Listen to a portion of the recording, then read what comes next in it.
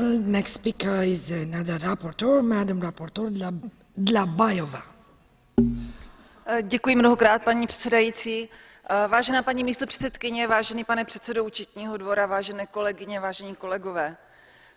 Před schválením závěrečného účtu Evropského rozvojového fondu, jehož jsem zpravodajkou, je možná ta pravá chvíle zamyslet se nad tím, co vlastně od tohoto rozvojového fondu očekáváme.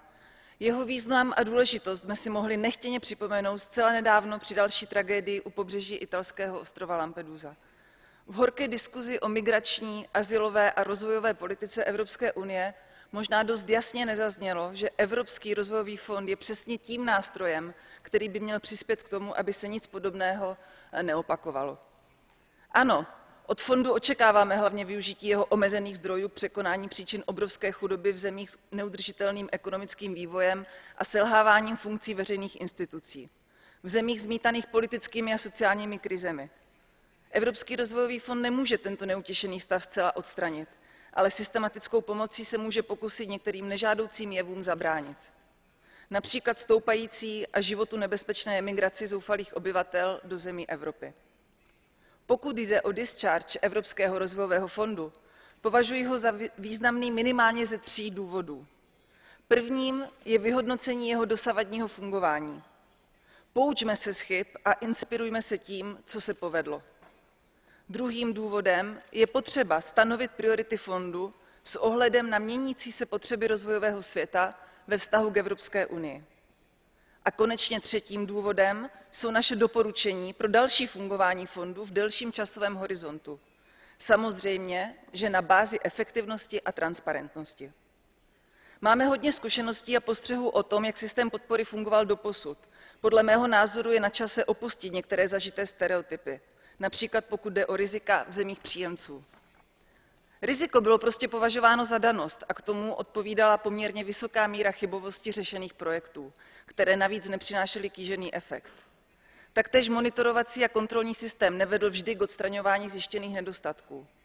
Ani přes celkově velký přínos podpory rozhodně nešlo v některých případech o optimální stav. Proto považuji za nezbytné učinit následující kroky. Vyhodnoťme společně nastavené strategické priority Evropského rozvojového fondu. Zaměřme se na opravdu důležité oblasti, v nichž budeme realizovat další projekty na podporu podnikání, rozvoje infrastruktury či řešení naléhavých sociálních záležitostí.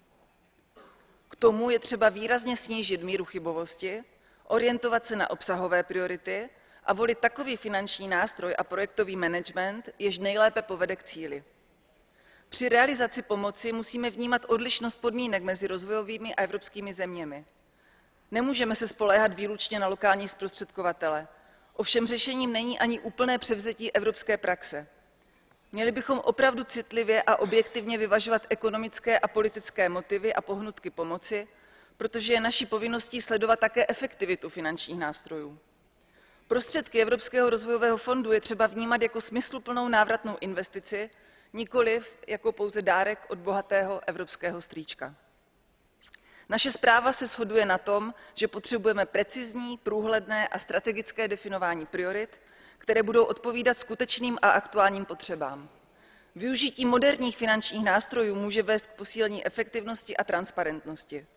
Doporučujeme přijetí funkčního systému správy, monitoringu a kontrolingu. A v neposlední řadě doporučujeme, aby se Evropský rozvojový fond stal integrální součástí rozpočtu Evropské unie. Potom budeme moci využít prostředky okamžitě a rychle pomáhat tam, kde to je naléhavě potřeba. Děkuji všem stínovým zpravodajům za příkladnou a tvůrčí spolupráci a děkuji za úžasnou spolupráci jak komisi, tak Evropskému účetnímu dvoru. Děkuji. Thank you. Next speaker is another rapporteur, Mr. Pargny, for 4 minutes. Madame la Présidente, Monsieur le Président de la Cour des comptes, Madame la Vice-Présidente, Monsieur le Président en exercice, en tant que rapporteur pour la décharge du Parlement pour l'année 2013, mon objectif premier est de m'assurer que l'argent